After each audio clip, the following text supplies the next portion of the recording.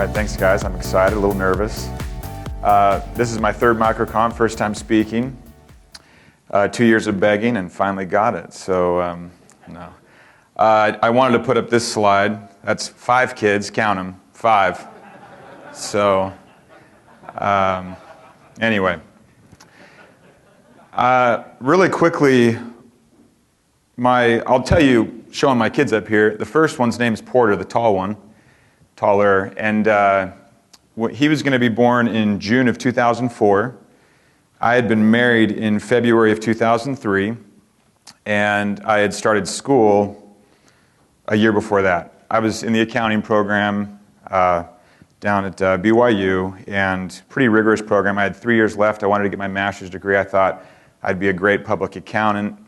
That life is awful.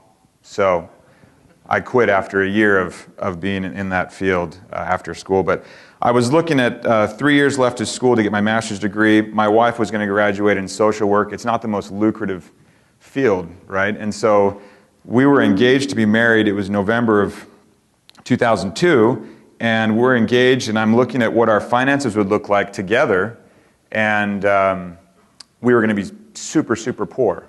And I had this aversion to taking on any student loan debt. So I was in this class, I think it was called Information Systems 100 or something like that, and they were teaching me how to use spreadsheets. I'd never seen them before.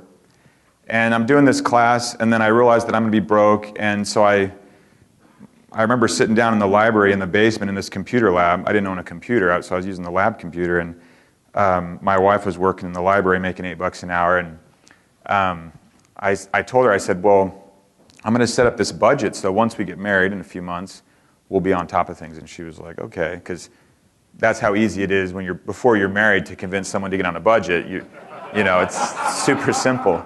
It's like honeymoon phase. Yeah, sure, we can do that. That sounds fun. So she was totally amenable to the idea, and I did it, and I was using my newfound skills in Excel. I'm painting this picture because I want you to know how inept I was at anything that I'm going to show you, and it's going to get bad and funny, but I was just brand new, right? So I built this budget. You'll see screenshots of it. And then we get married, and we start doing the budget thing. Then the Porter starts to be in the picture, and I'm trying to make money and work at the same time, and I realized that we're going to have to take on debt if Porter comes, and then I don't want Julie to have to work. I really want her to be home. She wanted to be home with him, and so that was the impetus for me trying to sell my budget spreadsheet. So that was a minimum viable product. I didn't even call it a project. It was just called the budget. But that was kind of I have a clicker here. I'll use that. That was kind of my first thought was, if I could make rent, which was $350 a month in this basement apartment, utilities included. It was a steal of a deal, except we were sick all the time from something in the walls. I'm not sure what it was, but we had respiratory issues the whole time we lived there. So $350 a month, maybe or maybe not worth it. I'll let you know in 20 years. But if I could sell this budget and make $350 a month, I thought this is great because I'll graduate debt-free. I'll get my real job. I'll be making loads and loads of money, 48 grand a year as a starting accountant, and I'll be set. So it wasn't like this grand vision or like I'm going to solve this particular problem. It was just this really strong need for me to make a little bit of money to make a world of difference. And that $350 a month, for some, I mean, for everyone, it's maybe a different number, but for me, that was the number, and it was small, and it was life-changing, right? So it doesn't have to be this big, grand thing, and I didn't read a single book about anything to do with entrepreneurship. I just needed $350 a month ongoing. So you don't have to really know, maybe I'll abandon the clicker. You don't have to really know anything. So when I started, I didn't really know how to do the spreadsheet stuff.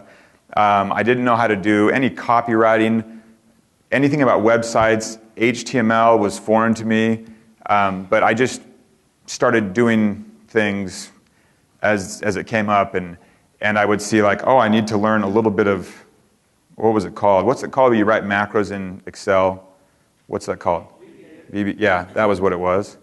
I learned that for a few months and then realized that was a nightmare and ripped it all out and just started doing my spreadsheet. So there was no knowledge just me like saying, oh, how do I do this? Okay, I'll do it. How do I do that? I don't go online, or I didn't go online, I still really don't, and say like, I'm going to start building a spreadsheet. So what's the best way to build a spreadsheet? What are 10 mistakes that spreadsheet builders make? And try and find become like an info star about the problem I wanted to solve. I just started trying to solve it, and then from there, learned a ton. I think a lot of times we can get caught up in learning all about our problem instead of just kind of attacking it head on. How naive I was I didn't even know that you could go look to find that stuff out. So you guys have the curse of so much information. I think sometimes you can stall on the gathering of information and really end up not implementing what you want to implement. So it's just something to be aware of. How much am I consuming and how much am I creating? I'm glad I was doing this all before I knew anything. Let me try this again. That'll happen 17 more times, most likely. I don't know what that was. You guys could probably all tell me. But here's an example of my spreadsheet. See these? I don't know if you guys can see this, but I'm going to give you a little Excel lesson, okay? So at the very bottom, you have this pound sign and then div 0. It's like hashtag div 0 now. That's what you'd say. And that was my main hashtag that I followed. And I found out years later, I had this engineering friend, he's like, there's this formula called is-error that can kind of conditionally remove that. I was like, that is brilliant, because it would make it look so much nicer. But yeah, that was where you'd enter your income. I don't know if I didn't mention this yet, but we teach people how to manage their money, sell them software to follow our method. So this was my budget sheet. That was 3 months of it. If you scroll down more and more and more, you'll get the rest of the year. But it was one huge sheet. So if I spent money in March, in whatever category that is, rent, on the 28th, I would just drop the value in right there. So you have 365 days down, and then for how many categories you have across, you have all of those fields. And I would just populate that. Like, hey, Julie, did we spend something on groceries? And she's like, yeah. And so I just put it in there. That was what we launched with. I was selling this. People were giving me money for it. Minimum viable. That was like lowercase minimum viable. Ask me about these colors and what I thought about colors and palettes. I have no idea. All these colors were available, so I used them. And that's...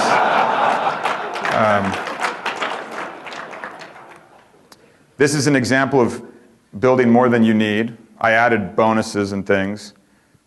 I don't even have anything to say about that. But the nice thing is I got to change my mind over and over and over again, and I could launch with something that was, to my standards now, awful, right? But people were paying me money for it, very small amounts. But for me, it was game-changing because I only needed that $350. Here's an example of how I iterated. All those sheets that were there in the original product, I pulled down. I learned about different functions that let you consolidate a lot of what I was doing, and so it ended up looking a little bit better.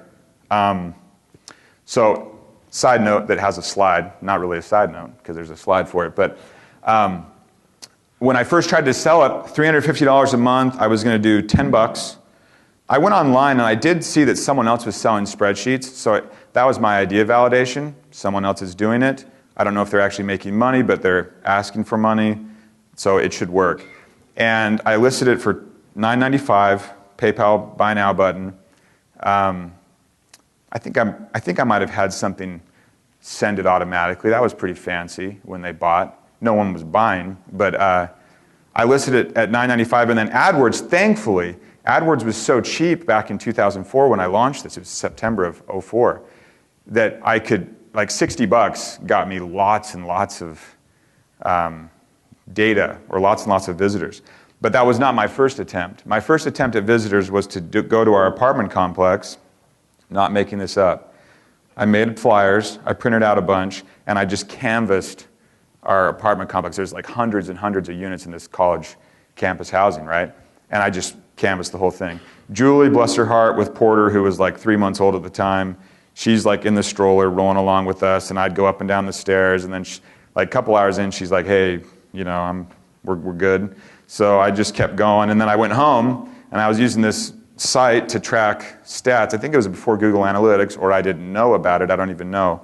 But I was using this site to track, and I just would refresh, just check, see if anyone hit the website. One person did from the IP that I was guessing was in the vicinity. And that was pretty exciting, but a total waste of time. So my next attempt was AdWords. $60 got me enough visitors, and I'm not making any sales though. And then a friend of mine said, I think $10 is too cheap. No one's going to buy something for $10. The price itself tells you it's not worth buying. And that's something that I think a lot of people here would agree with. So I upped it to $20, just arbitrarily, right? Same product, same copy, horrible copy, we'll get to that, but same everything, and sold it.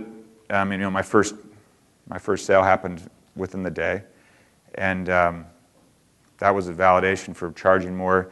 Is sometimes not just about, well, the person sitting in their way and like, does it have the features to justify? They were seeing a low price and saying, no, not even worth it. And Patrick talked about that a little bit yesterday on the side of the enterprise, where he's saying you got this person that won't even look, won't even consider the low price, because it's not, they're self-selecting for something higher. And we all self-select to a degree, clothes we buy, or restaurants we go to, or whatever it is. So maybe double your price, or at least increase it. That got me my first sale, which I then had to refund because she was on a Mac and I had no idea how to help her. So I know her email address if you guys want to email her. Bless her heart, because I remember every interaction we had.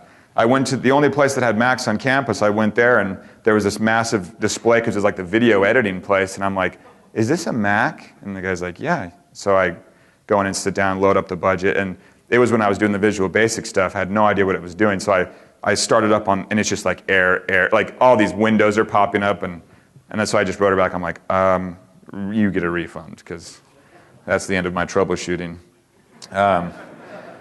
Anyway, so you can waste time. It's okay to waste time. I wasted lots of time learning.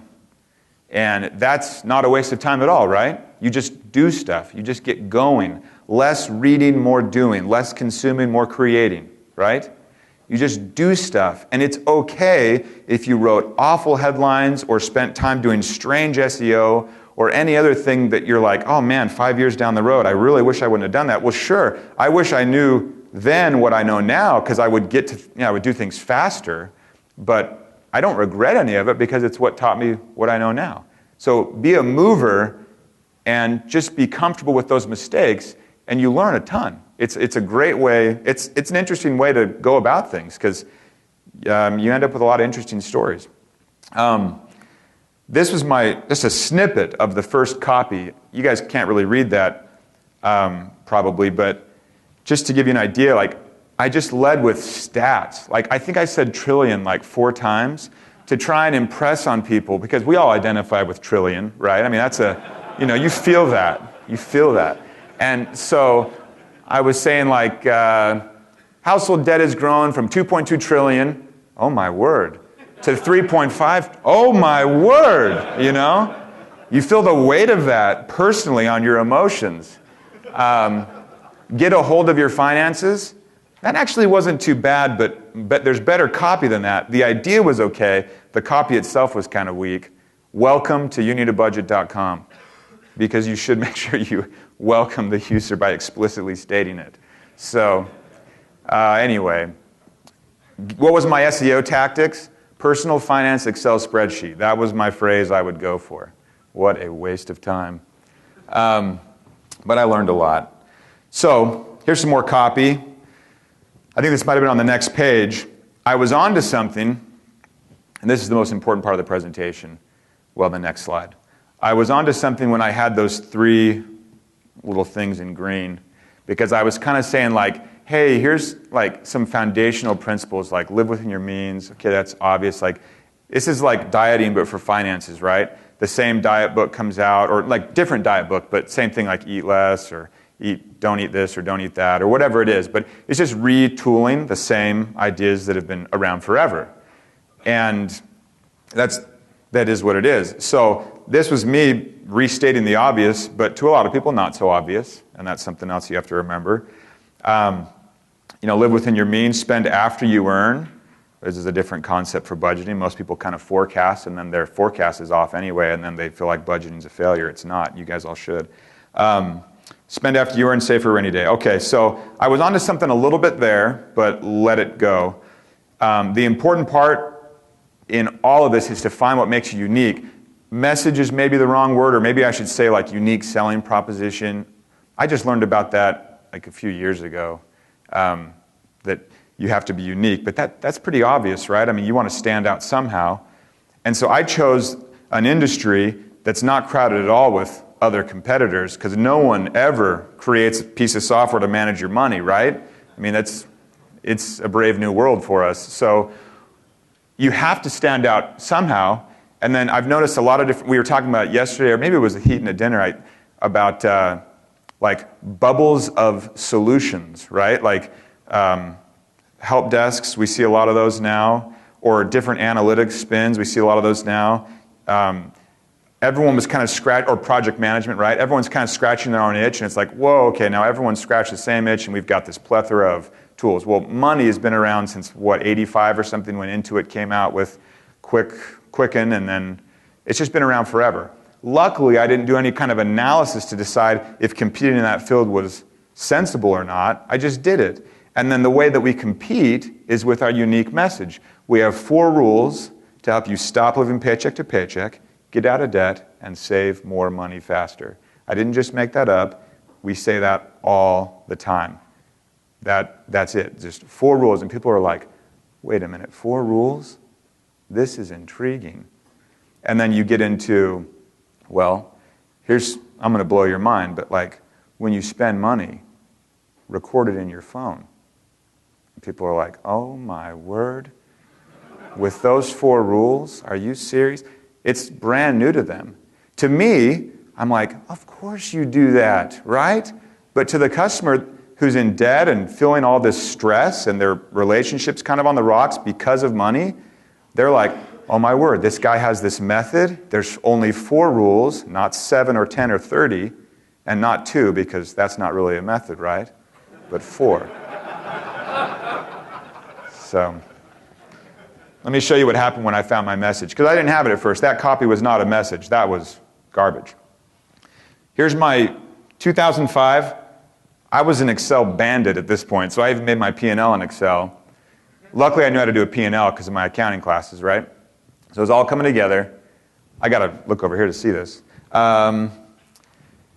So in February of 2005, I was interning at a big accounting firm down in Phoenix, and I was excited because it was busy season and you could make overtime. And so I'm thinking, I want to make overtime because I'm making more money than I've made ever in my life. I want to work all this overtime. So I had been there about a week. I go into my manager's office, and I'm like, hey, where am I assigned? What do I do? And he's like, oh, you're unassigned. I was like, well, what does unassigned mean? And he's like, well, he kind of has me come closer like he's telling me a secret. Just sit in your cubicle and try and look busy. And I'm like, really? Yeah, like you could read our audit manual if you wanted. I mean, seriously, that's like reading the tax code, you know? Oh yeah, I'll do that. Which page should I start on, you know? The first page, work left to right. But it just, so I wanted to be honest because they're paying me to just sit I'm like, you really mean that I'm just supposed to sit there? What do people do? And he's like, well, a lot of guys like read the news. So I'm like, well, are you serious? Yeah, I'm serious. So I said, okay. So I looked busy rewriting my copy. And my profits were a screaming $38.10 in February. The line items on the left side are funny because download.com, like, I remember them. Commission Junction was there. I made money with AdSense for a while. Significant amount compared to my sales. I'm glad I didn't pursue that vein forever, trying to make money with AdSense. But you can see all sorts of attempts at different things I made. But the key was, in February I had sales of $110, which $20 a pop, I probably sold 5, right? 5 of the spreadsheet packages. And then I rewrote the copy, and I discovered when I was rewriting the copy that I had 4 rules. I didn't start out the business with those 4 rules because I didn't know I didn't know I had it. So as I'm writing the copy, I was kind of like, oh wait, I'm kind of teaching people like, spend the money you've already earned, like live on last month's income. You guys should do that. It would give you a big release of stress if you could, what you earn in March, you spend in April. What you earn in April, you spend in May. It's a solid process improvement. It helps you so you can break. You don't have to time bills to paycheck. If any of you are living kind of paycheck to paycheck, you don't have to time those bills to the paycheck. Because the worst thing, not worst, there are worse things, but money management-wise, process-wise, sitting there and having to do all the work of timing when bills are paid, you think about how much value is added, and there's zero value, right? And this is me on a tangent. Zero value to you timing your bills to your paychecks, because in the end, all you're doing is paying the bill, right? So how the bill is paid is meaningless. The only way that you can possibly win anything is by just not making your life crappy by having that process be time-consuming. So you remove that time consumption by just not having to time the bills or the paychecks. You don't have to do that dance where it's like, oh, I just got the paycheck. Okay, what is due? And I can do this and set, all that stuff's gone when you can live on the last month's income. That was rule 1. Now it's rule 4 for marketing reasons. I found out that, I realized that the second rule was to give every dollar a job. Just make sure every dollar has a purpose, and that's your way of prioritizing what you spend. When you spend according to your priorities, according to your values, you feel content even when you don't make more money. And that's something that resonates really well with all of our customers, is when your money's doing things that you actually care about, you're like, hey, I feel pretty good. I don't have to make millions of dollars. I'm feeling good. Because there's no friction with what the money's doing and with what you actually want it to do. The third rule is, we call it save for a rainy day. And that came out in my copy. And it was where, I give people the Christmas example. It's like everyone is so surprised that Christmas comes at the same time every year, same day, It's like, oh my gosh, what are we going to do? Well, you knew, or what's today? This is why Rob had me come. Today is April 15th, people. It's the best day of the year, right? I kid you not. I talked with my accountant this morning. He told me how much more I owe than I've already paid. Like, that made me sad. But I knew it was coming. I should have been a little more ready. I did okay. But it's a horrible day. And that's why I'm speaking today. So these save for a rainy day is just you saying, okay, Christmas is going to cost us, easy math, $1,200, right? So let's make a Christmas bill where it's $100 a month and we set it aside each month. And then when Christmas comes, you just have a blast and spend all $1,200 and you don't feel guilty and you're not paying for it, a year later on a credit card. That was our third rule. The fourth rule was to be flexible. We call it rolling with the punches, like a boxer when they take a swing and you're supposed to move in the same direction as their punch, right? To lessen the blow. With budgeting, it's your plan. It's just whatever you want to do. So when you start a budget, if I were to sit down with Heaton, he's getting picked on because he's right here front and center. So if I were to say, okay, Heaton, let's set up your budget. He's like, well, I love eating really excellent food. And I'd be like, no, because we're on a budget. Well, wait, but I like to spend time with my kids. No. I like to take them to movies. Absolutely not. No movies anymore. Why? I have no good reason. That people can't give you a good reason for being restrictive, and we're trying to tell you, like, listen, be flexible. If you say, I'm going to spend $500 on groceries, and you spend $550, who cares? Move things around. Be flexible. It's a living thing, a living plan. That was our fourth rule. Those rules are what blasted my sales from $100 to $300 in 1 month. And then look at the next month in April. That was $450. In May, it was $870. And then I did something from May to June that Patrick would be really happy about, that I'll tell you guys about in a second, that boosted me to that $2,000. For a college kid that still was earning money, by the hour and trying to get through school and with a new baby, $2,000 in revenue it might as well have been 200,000. You know what I mean? It was life-changing. So with the messaging better, it still looked crappy. I just wanted to throw that out there. I mean, that is bad. The logo's good, because I did it, but blue and red is a fantastic combination. Any way you do it. There's some, you love the guarantee at the top, 100% guaranteed is so classic. But you guys see what I was trying to do with that big expenses thing and then the tiny neon green income? Can you read that? I was trying to show them, like, your expenses are bigger than your income, so that makes you feel crappy. I should have just said that, because this makes no sense. I looked at it the other day and I'm like, what does that mean? Oh, I remember what I was doing, yeah. So we hired a designer, and that's what our site looks like now. It's better. $100 to anyone that can give me a viable, not in cash, I'll have to PayPal you the money or something. Last night took all the cash, but gain total control of your money, that headline is killer.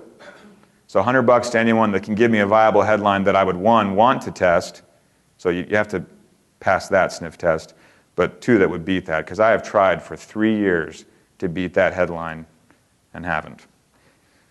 Anyway, just a thought. Easy money. So you notice on this here, what our message is, gain total control of your money. The reason control is a good word is because I surveyed all of our customers, and I said, how did you feel once you started using YNAB? We call it YNAB for short, you need a budget. And then I got all their freeform responses back, dumped it into a word cloud, and "the" was the best word. So I no, I'm just kidding. Control popped out. So I thought, control. And then I wrote this headline, and it's short, but people are feeling out of control. So when you're saying gain control, it's solid. Then the little subline underneath goes along with what I was saying about get out of debt, stop living paycheck to paycheck, save more money. On the left there, we already want to change things about this homepage. But on the left, you say a proven method. Our mistake here, we shouldn't even talk about the software in that middle section, and we shouldn't talk about our free live classes on that right section. And we shouldn't list all those people that have, had all this success. It's too many. It becomes just kind of noisy. So that proven method, we need to lead more with that, and we have some ideas for it. But the method is what makes us unique. That's our message, right? And that unique message we run with. Yeah, we do software, and we spend a ton of money developing the software, and the software makes us a ton of money in return, but the way we convince people to give the software a shot is by teaching them why we're unique in the first place. So you lead with unique all the time. Everything about everything you do is about what makes you unique. All of your copy, your brand feel. Our brand word is friendly. So the way we write our blog posts, the way we respond in customer support, the typeface we used is friendly. I didn't know any of this. Our designer, he came up with all of that. But friendly is the idea, and then the unique aspect is the method. So I'm always telling people, what do you do? Well, we teach people 4 rules to help them manage their money better than they ever have before. It's like a paradigm shift. We sell them software to help them implement what we teach. Okay, software, totally second class, even though it makes all of our money, right? Second class in our message. And that has been all the difference for us. That's how we compete with these bigger guys. Someone's going to ask me, what's the difference between you and Mint? Mint is like doing post-mortem analysis, right? You walk up, there's the body. You're like, well, he dead, You maybe tap for a second, yep, truly dead. And you're like, shoot, they're dead. Shoot, darn it, bummer. And then you walk away, and a month later you're like, we got another body, So YNAB, this is just coming to me now. I did not plan this. YNAB is like, what was the movie with Minority Report? Tom Cruise, and you had the weird bald people that could foresee crime. That's YNAB, right? The murder doesn't even happen. You prevent it before it happens. There's no dead body because you've been looking ahead. Rear view mirror, Mint, looking through the windshield while you drive, YNAB, okay? I actually think Mint, what great timing. Sad they sold because I think they would have done cool stuff. Remove that from the video. But So on our method page, we lead with the rules. It's all about the rules. Everything's about the rules. It's all about the rules, just over and over and over again, because that's what makes us unique. That's even been copied by these people. I don't know who they are. We just saw it one day, and I think maybe one of our developers found it. They're like, hey, they're trying to copy what makes us unique. So that does not work. You can't do that. I'm sure anyway, you guys have all been copied by them probably too. I don't know who it was or what they were doing. Just keep iterating.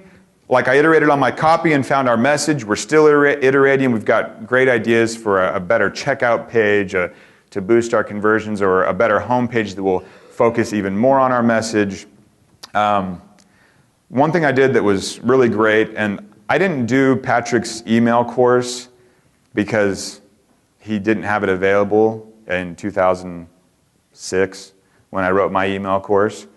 And I didn't use Drip because it apparently wasn't ready back then. So I think it was Aweber that I used way back, because they've been around since before the internet, I'm pretty sure. And I used them, and I wrote this 10-day course, and it just catapulted sales. So if you were to write just the most bare bones sequence and stick it into Drip or whatever you want to use, it would make a difference. The course I wrote was just me talking. I mean, I maybe proofread it. I don't know. I was sitting at the library and just kind of cranked out. And why 10 days?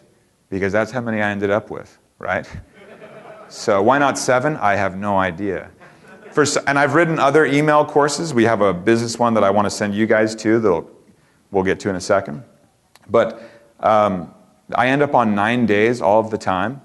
I don't know why. But there's no magic number for it. There's no magic like this email before that email. Just do it. Just write it. Like in a day, write 10 emails and then get it set up and going. It catapulted our sales. I think I brought the slide back. Yeah, it was from 900 to 2,000. It was just because of the email sequence. Nothing else changed. What did the email sequence do? It taught the method, which was our unique proposition. I said nothing about the software. I even said, like, here's how to implement it with a pencil and paper. You could do any other tool you wanted. You could build your own spreadsheet or whatever. Anyone can copy our software, right? You just start today, right? But that's not what sells. And so you don't differentiate on a feature, at least not for very long, because 2 weeks later, after a sprint is done, someone else will have your feature.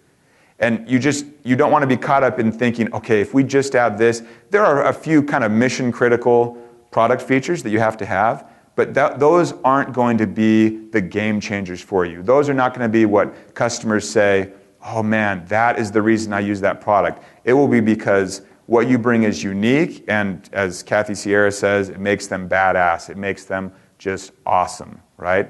And we've talked about that a lot yesterday. Don't be dumb like me. So I'll maybe kind of wrap up here, and then we'll get to Q&A. But we moved to Texas, and I've got two kids at this time. And we go to a new church. There's a new pastor there. I don't know him, but I know he's a businessman and really successful. And so I'm thinking, I'm working for this big accounting firm. I was making I think they were paying me $48,000 a year, and working 80 hours a week, right? And then, I think I have this on the slide. Yeah, I do. And then the business, by this time we had launched standalone software. Spreadsheet was done. And we launched some Windows software, made a huge difference, and we were making about $20,000 a month in profits. And I'm making like $4,000 a month working 80 hours a week for this accounting firm. And the risk-averse guy, because I'm super risk-averse, was just like, no. You look out, be safe. And I'm mad that I did that. Like I'm a recovering CPA. I was a CPA in Texas for a year. And I took the exam. I did it in like a month, which is extremely unheard of. But I just crammed to try and get that done and become a CPA, because that was all in my supposed safe game plan, right? And then here I have staring me in the face this opportunity that I ignored for a year. And Taylor, who's here, you can talk with him. He's our CTO. He and I would talk on the phone, and I'd be like at work and step out, it'd be 6 o'clock at night, and I had no moral issue working 8 hours a week, taking a phone call at 6 p.m. from Taylor. So we would talk about stuff, try and work things out, and then I'd get back to work and be home by 10, and they would order dinner for us like it was the best thing ever, like, hey, free dinner. Well, no, I'll buy my dinner and be home at 6:30, you know, that would be nice. I started ordering dessert. This should not be on the video. I started ordering dessert for my wife, because then we would come home and we would watch an episode of 24, because that was gripping. And at 10 o'clock at night, I'd come home and I'd bring a dessert so we could share the dessert, have kind of a little date, and then I'd be off again at 6 in the morning or something. And I can't believe this, the partner on the job was mad that I was ordering a dessert. Like, we're talking $7 here, $8. It gave me pause. So I thought, do I really want to be that guy in 20 years? Anyway, so I go to this pastor. I set up an appointment because I want to see him and get this businessman's advice, right? So he's in the role of like a pastor who, I come to him and he doesn't know me from Adam, right? And he says, he's really somber when I come into the room, and I think he's expecting, because I'm like this young guy, newly married, he's expecting like marriage issues, maybe I'm being unfaithful and I want to like confess something to him. And I could just tell from his demeanor that he's just like, I'm glad you came, and like he sits down across from me and he's like, so what's on your mind, really somber. And I'm like, I've got this business. And maybe he's thinking like, you've been laundering money through a business, But I just said, and it's making like 4 times what I make at my job. And I'm working like 10 times at my job. And so he's like, quit. What do you do? So he was so relieved, like all the light came back into his face and he was so happy. So we had a great conversation. He was like, yeah, quit, go. So I did. A couple mistakes we made. We gave a public launch date well before we could have predicted when that date would be. So Taylor was the hero there, and he just didn't even go outside. Like, he was the only developer. We offshored some of the development. That was a disaster too. I raided all of my savings to try and pump more money into this to hit this deadline that we had given. There's no value in giving a public deadline until the deadline is like, Apple approved us yesterday, so we're ready in the App Store. We will be available tomorrow.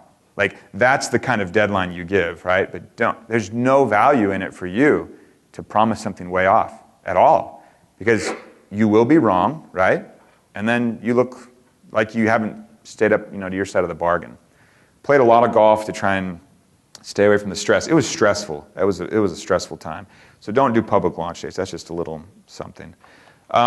Sell something soon. I liked what we heard. I don't know. We heard some cool stuff yesterday about getting money quickly. We're doing the same thing. Like we just started looking at the business side of things, and I know that we could help small businesses manage their money better. A lot of small businesses live or die by their cash flow, and I know we can help them with the same method that we teach personally, we could teach to businesses.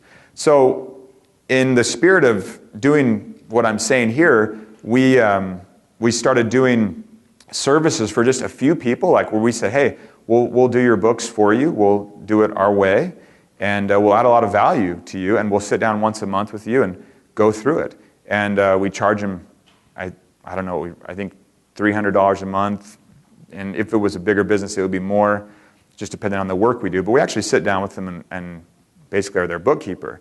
So instead of building a website talking about it, or instead of building something in our shopping cart to let them check out, or instead of building some kind of a recurring model or looking at Stripe or Recurly or anything, the guy that's doing the bookkeeping, he's doing sales, fulfillment, and he's also our tech guy on this, because he's the one that sets up the subscribe PayPal link that he sends to them in an email saying, click here and you'll be subscribed. So that's how we're running with something new. It's the same thing. You don't have to, just because a lot of your business is really polished and really looking good, it doesn't mean that you have to have everything go through 9 checks to make sure that it's just right. You can still be small and still be quick and have things be really rough around the edges and let things just kind of go as you want and be fast still. and experiment fast. So we have like 5 or 6 clients that are doing this, and maybe in a year we'll have 40 or 50 or 60, and it could end up being kind of a profitable little arm for us. So sell something quickly, don't worry about it. Even if you've already got something established and everything looks great, just do stuff fast and hacky, and you learn a ton that way, and you test things. And we talked about that yesterday. We talked a lot about it, and I think it's great advice. That's basically it for me, except about bookkeeping. Do your books. Today's tax day, right? The reason you do your books, for all of you, most likely, is because of taxes. There's no other reason to keep track so meticulously of your ins and outs, except you have to report it and end up paying these taxes. And that's really, really sad and makes me really upset to know that you're doing all this work, or you're paying someone to do a lot of the work, and then you're deriving no value from the work, because there is no value in complying with the tax code. It's just avoiding punishment, right? So the value you get from bookkeeping is what I've written a new course. That we're not selling anything new. The course is free. And there's 2 reasons you could do the course. One is to learn how bookkeeping can actually add value to your business, and how doing it is important. Like it helped me go from being really afraid to hire and being stuck at about 3 or 4 people to in 3 years being at about, I think, 27. And it's because I started, this is so bad that I'm saying this, but I started actually applying my own method to the business, and then realized, oh, I can hire, and I'm not afraid of it. I can grow, and I wasn't afraid of it. So that course will teach you that, and it will also give you an example of an email course that I'm using live for people to convince them to buy the software.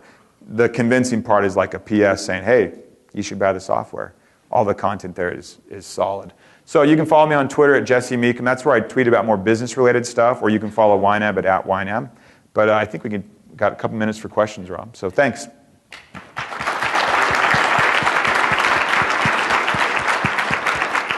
Hey, Jesse. Thanks for it's a great presentation. Just a curious question. You started the headline for your presentation was how to get to 4 mil without Quora and stuff.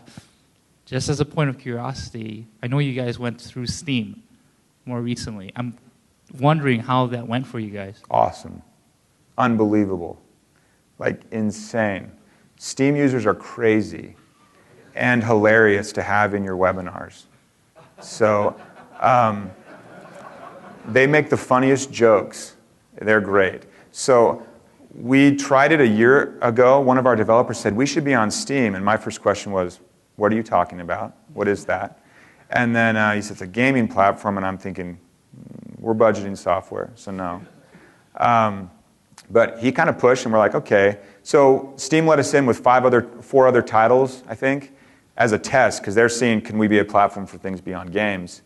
And people make all sorts of jokes about how budgeting is a game, and it probably is pretty good. Or like they've played YNAB more than any other game, and they're really proud of it.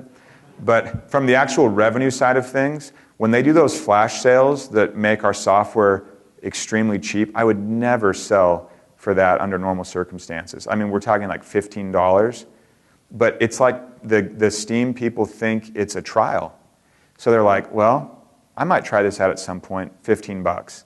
So it's a psychology thing, and it's crazy. The numbers are unbelievable, thousands and thousands and thousands. And it sounds bad to say, but I was worried about our support, right? Because I'm thinking, okay, we're going to pick up 10,000, 20,000, 40,000 new customers, and I'm not making these numbers up. And we do, and then I'm watching our support queue, and it's just like, So what does that tell you? They're just total impulse purchases. They aren't even using the software. Now, we are getting more as they're kind of using their trial and seeing inroads there. But Steam has been unbelievably successful for us. We're moving to a web app eventually, and we'll go to where you guys all say it's so great and awesome with recurring revenue. We recur with our major upgrades. But we still want to have a desktop offering because of that market. It's big. So, I'm curious how often you do major upgrades. 18 months to 2 years. And then you charge We charge $40 for the upgrade, $60 when you buy it originally. Yeah. The thing that's bad about that is you hold back features for this upgrade because you got to have enough features in there to have the people say, oh yeah, this is worth it. So it kind of puts you at odds with your customer because you'd rather release right away. So that's one reason that I'm excited about the SaaS model. Another one is mo money, right? That's what everyone says. We'll see. We'll see. Hey, Jesse, great talk.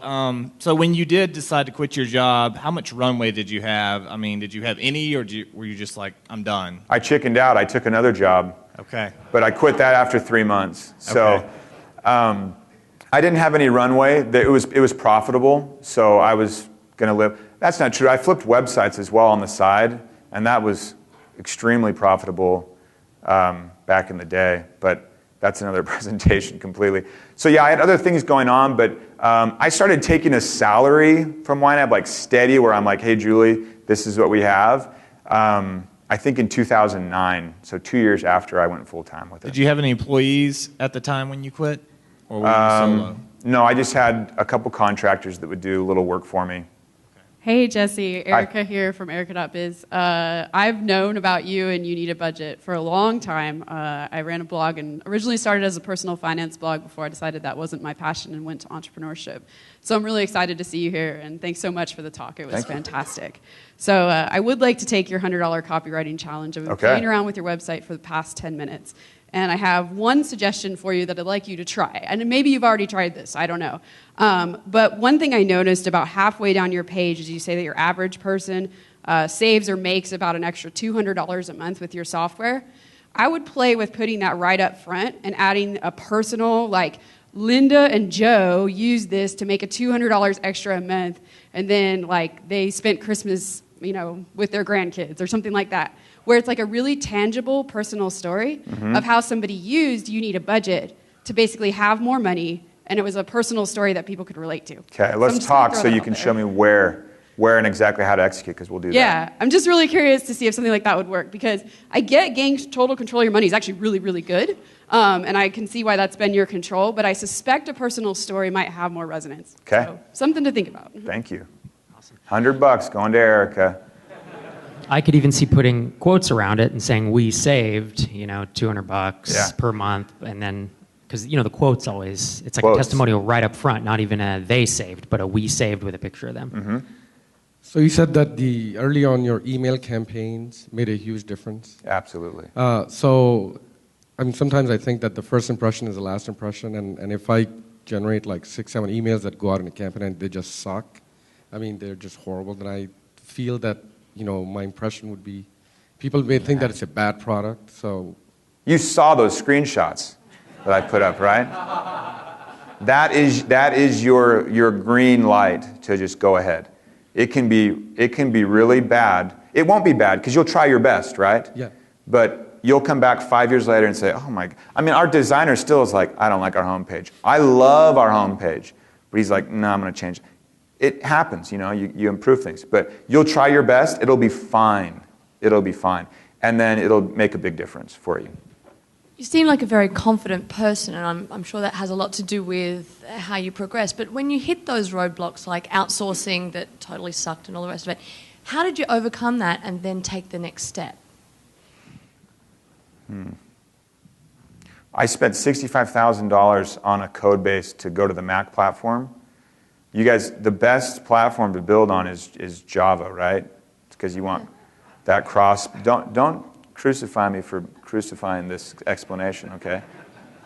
Or is it JavaScript, Taylor? What is it that we tried, or that you didn't try? It was Java. I was not involved. Taylor, this is true, and this is why it happened, because I didn't know what I was doing, and I hired a guy, and I'm pretty sure he was outsourcing a lot of the work and just taking a cut. This is looking back now.